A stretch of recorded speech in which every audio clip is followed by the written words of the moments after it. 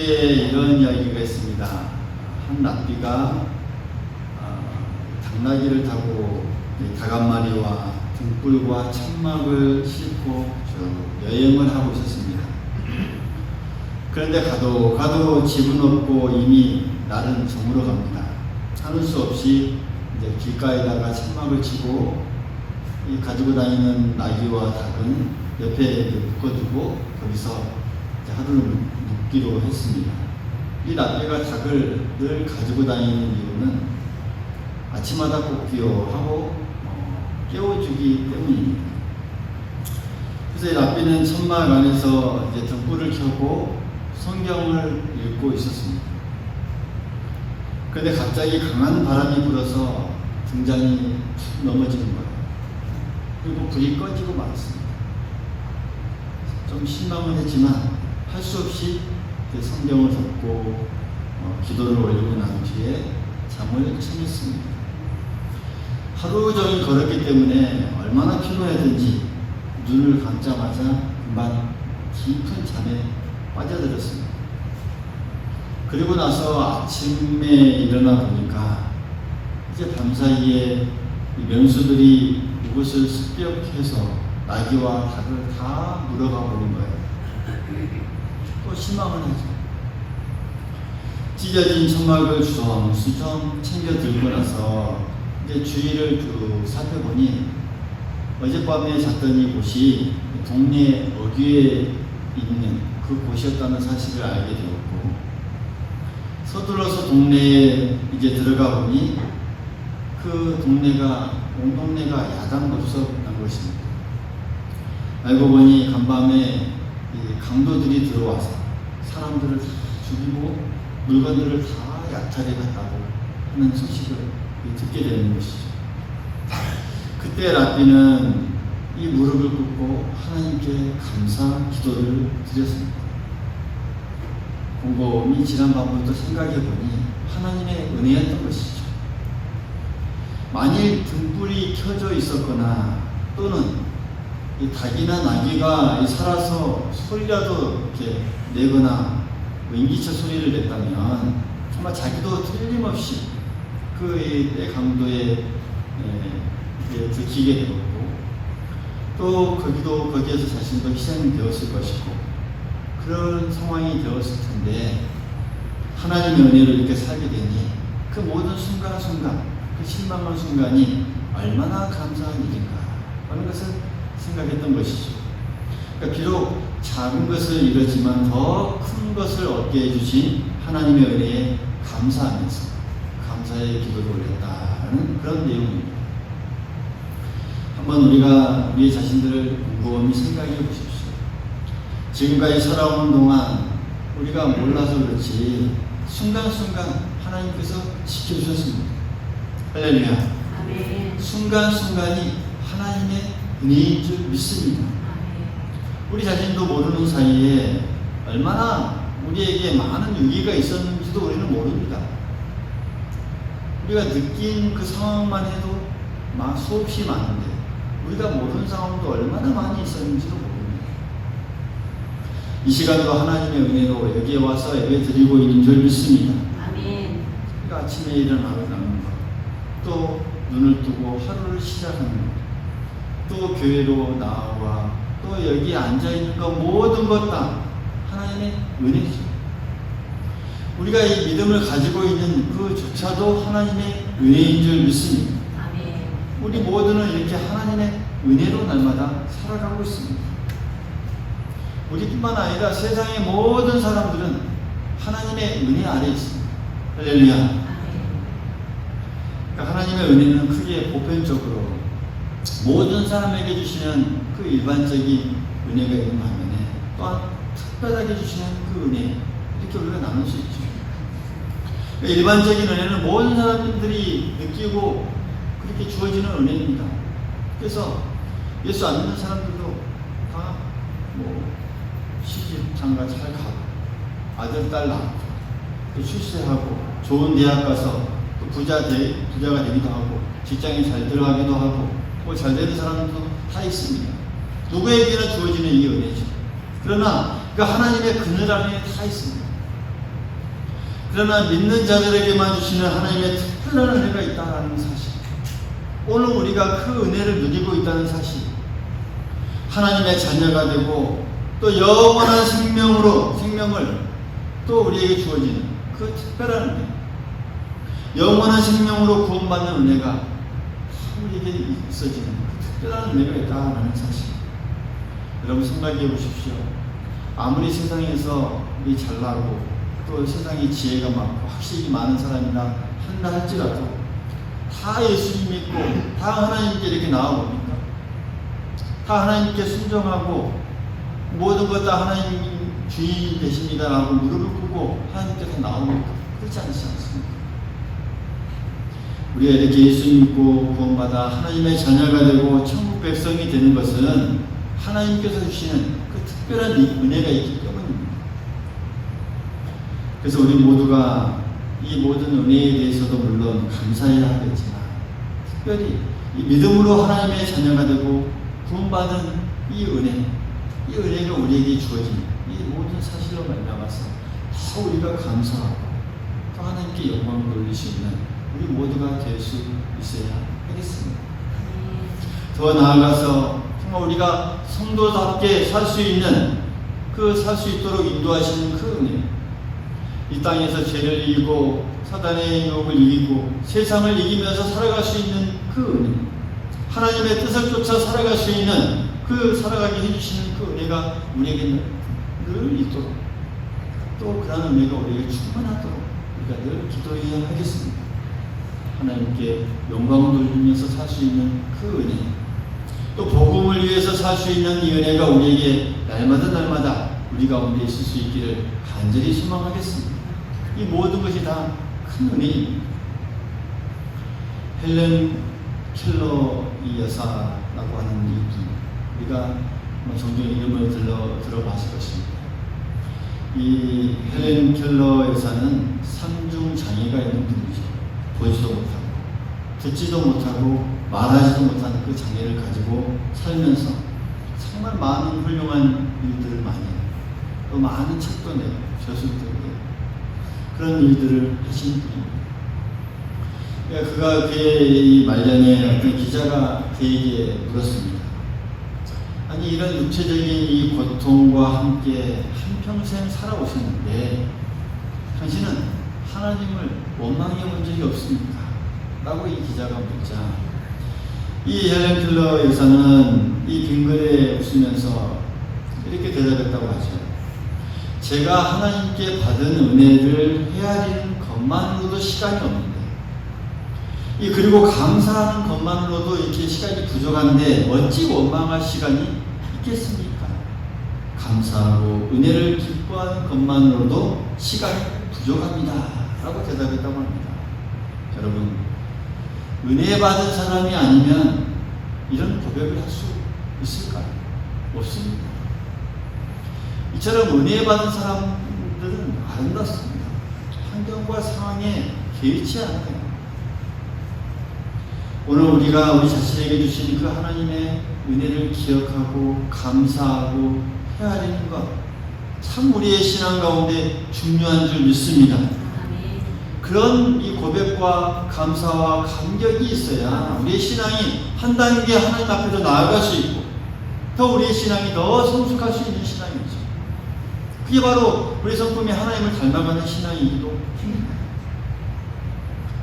사도 바울은요, 모든 교회, 모든 성도들에게 이런 은혜를 받게 되기를 늘 소망했습니다. 늘 기도의 제목이 그거였습니다. 오늘 본문에서도 나오는 그 말씀이 바로 그런 내용이죠. 나는 주께서 내 심령에 함께 계시기를 원하노라. 은혜가 너희와 함께 있을지어다. 사도 바울이 평생의 기도 제목이 모든 사람들에게 이 은혜를 깨닫게 하는 거예요. 왜? 자신이 그 은혜를 깊이 경험했고 또 깨달았고 그 은혜를 깨달은 그 심령으로 이 땅을 힘있게 승리하면서 살아갈 수 있었기 때문입니다. 오늘 여러분들에게도 이러한 은혜가 있을 수 있기를 간절히 소망하겠습니다. 은혜를 깨닫는 거 참 중요합니다. 그래서 이 사도 바울은 이 여러 교회 신약시대에 보낸 편지의 이 마지막 부분에 보면 언제나 이런 내용들이 많이 나옵니다. 주 예수의 은혜가 너희에게 있을지어다. 주 예수의 은혜가 너희 심령에 있을지어다. 주 예수의 은혜가 너희 심령과 함께 있을지어다. 이 은혜가 너희 모든 사람들에게 있을지어다. 계속해서 고백하고 강조하고 또 사람들을 일깨워 주었습니다.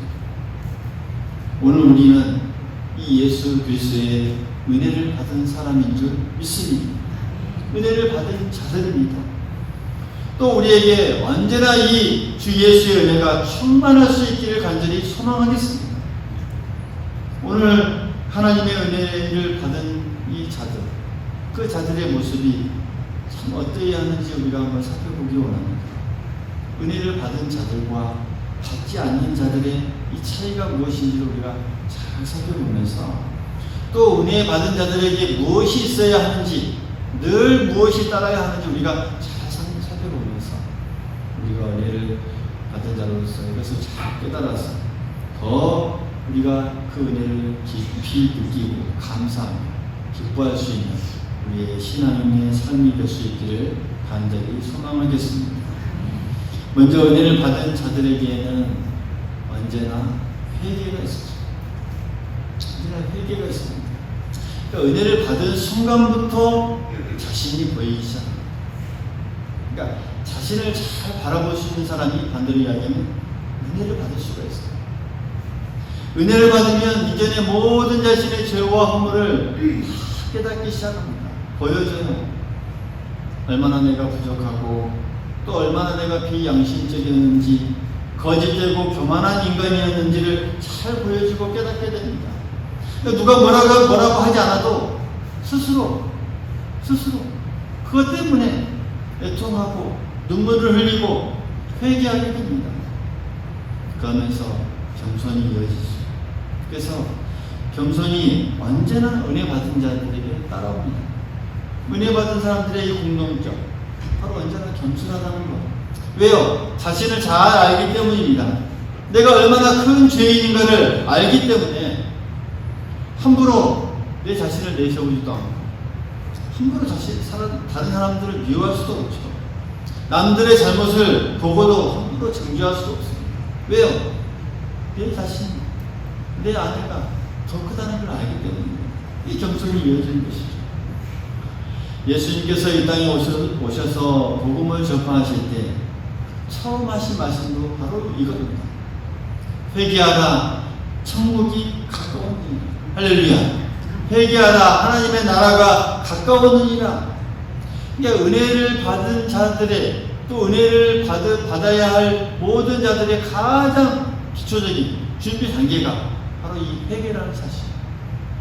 회개가 얼마나 중요한가를 잘 보여주고 있습니다.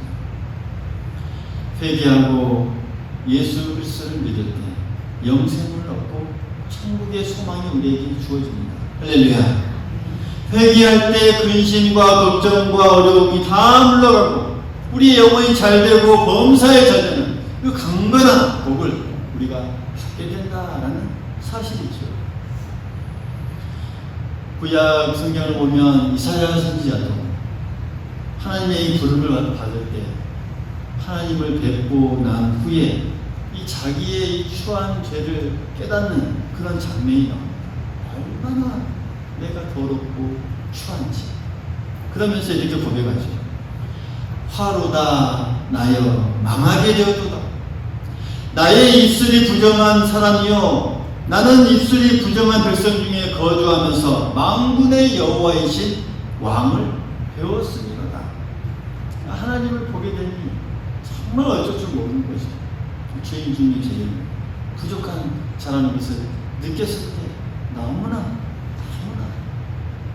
하나님과 어찌할 줄 모르는 그런 상황을 이렇게 묘사하고 있습니다. 화로다 나여 망하게 되도록. 이렇게 단식하며 회개하며 또 제단 숯불로 모든 정함을 받은 후에야 그 하나님의 은혜를 깊이 체험하고 또 하나님의 사명을 받아 귀하게 쓰임받는 사람이 되었던 것이죠. 회개하지 않고는 새롭게 나아갈 수도 없고 은혜가 주어지지 않습니다. 회개를 기피한 사람은 말씀의 은혜를 잘 받을 수 있고 하나님의 깊은 뜻도 잘 헤아리고 잘 깨달을 수 있습니다. 위대한 성도들은 다 이렇게 깊고 예리한 회개의 과정을 거친 분들이었죠. 그리고 그들은 날마다 회개하는 생활을 했기 때문에 하루 하나님의 은혜를 따라서 나아갈 수 있었습니다. 우리가 잘 아는 성 어거스틴, 이 어거스틴도 이 방탕한 사람이었죠. 그 뒤에 회개하고 하나님의 말씀을 깊이 깨달은 후에 모든 자신의 죄를 다 회개하고 하나님께 나아갑니다. 그럼에도 불구하고 그 뒤에 이 죄의 욕망이 가끔 일어날 때가 있었겠죠. 그럴 때마다 그는 어떻게 했는지 아십니까? 팔을 물어뜯었다고 합니다. 그러니까 이 죄의 욕망이 자신에게도 나타날 때마다 팔을 물어뜯었대요. 그걸 멈추려고. 마틴 루터는 자기의 죄를 깨닫고 회개하면서 얼마나 깊게 하나님 앞에 회개하면서 나아가는지 순간 기절까지 했다고 합니다. 회개하면서 기절했다고. 시편 51편 17절에 보면 하나님께서 구하시는 제사는 상한 심령이다. 하나님이여 선하고 통회하는 마음을 주께서 멸하시지 아니하시리다 라고 우리에게 말씀합니다. 그러니까 하나님은 죄를 깨닫고 깨어진 그 심정으로 애통하며 회개하는 자를 기뻐하신다는 그런 내용입니다. 우리는 자신도 모르는 사이에 때로는 말로나 행동으로 실수하기도 하고 또한 세상의 그 유혹에 또 우리가 죄에 넘어지기도 합니다. 오늘 하나님께서 우리들에게 그런 모든 잘못에 대해서는 즉시 주님께 고백할 수 있는 용기를 우리 모두에게 줄 수 있기를 간절히 소망하겠습니다. 죄로 인해서 애통하며 통회하는 마음을 우리에게 줄 수 있기를 간절히 소망하겠습니다. 거기서부터 우리에게 은혜가 임하게 되고 또 우리는 은혜 받은 자로서 나아갈 수 있다는 사실 우리가 깊이 깨달을 수 있기를 간절히 소망하겠습니다. 또한 은혜 받은 자들에게는 언제나 감사와 기쁨이 있습니다. 할렐루야. 은혜가 있다라고 하는 것, 거기에는 감사와 기쁨이 동시에 바로 늘 같이 한 세트가 되어서 이어집니다. 하나님의 은혜와 사랑이 크다는 것을 깨닫게 되는 것이죠. 거기에는 감사와 기쁨이 충만하게 됩니다. 감사의 생활이 이어지게 되고 늘 삶의 모습, 얼굴에 기쁨이 넘칩니다. 예수님의 제자 중에 이 마태, 우리가 잘 아시죠? 마태복음에 있었잖아요. 이 마태는 전직 세리였습니다. 이 세리라는 직업은 당시 이 로마의 속국으로 있는 그 이스라엘, 이 로마의 이 어떻게 보면 앞잡이죠. 그러면서 백성들의 재산을 갈취하고 또 거기서 남겨서 또 재산을 어떻게 불리는데 혈안이 된 사람들. 그랬기에 당시에 이 이스라엘에는 이 천한 인간으로 취급되기도 했습니다. 그런 자가 하나님의 은혜로 정말 큰 이 죄인이 구원받은 것을 정말 감사하면서 감격이 있죠. 그러면서 그는 일평생 자기 이름 앞에 세리라는 이름을 붙여서 사용했습니다. 그래서 세리 마태. 그러니까 하나님의 은혜를 잊지 않기 위해서 나는 본래 세리였소 라는 것을 아예 붙이면서 살아갔던 것이죠. 많은 사람들 앞에 선포하면서 그러면서 예수님의 제자로서 충성을 다했던 그였습니다. 또 우리가 잘 아는 존 누턴이라는 찬송가도 많이 자주 보면 이 작사에 존 누턴이라는 이름도 많이 나옵니다. 당시에 이름을 날리던 정말 포악한 노예 사냥꾼이었습니다. 노예 상인이었죠. 예수님을 믿고 변화를 받아서 후에 이 목회의 길을 갔죠. 오랜 기간 동안 언제나 40년 이상 이 목회를 하면서 어려운 사람들 도와주면서 훌륭한 일을 많이 했습니다. 그러나 그에게 늘 마음속에 늘 한 가지 두려움이 있었다고 합니다. 뭐냐면 아무리 이 주님이 자신의 죄를 다 용서하셨다고 하지만 과연 나 같은 이 노예 이 사냥 노예 상인을 과연 용서하실까? 그 과거의 이 죄를 생각해보면 너무 큰 것이죠. 그래서 문득 그 자신의 이 과거의 죄가 떠오를 때면 정말 온몸에 소름이 돋고 두려움에 이 마음이 늘 떨렸다고 합니다. 그때마다 그는 이 벽에다가 이사야서 43장 4절의 말씀, 내가 너를 보배롭고 존귀하게 여기고 너를 사랑하였노라 라고 하는 그 내용의 그 말씀을 벽에 딱 붙여놓고 그럴 때마다 그 말씀을 되새기면서 위로를 받고 다시 또한 회복되곤 했다고 합니다. 그가 82세로 이 숨을 거두면서 또 했던 유명한 말이 있죠. 그러면서 그는 이렇게 말했습니다. 나는 지금 하나님 나라로 간다. 그러나 내가 하나님 나라에 가면 3번 놀랄 것이다 라고 말하면서 처음에는 하나님 나라에 오리라고 전혀 기대하지 않았던 사람들이 와 있는 것을 보고 놀랄 것이다.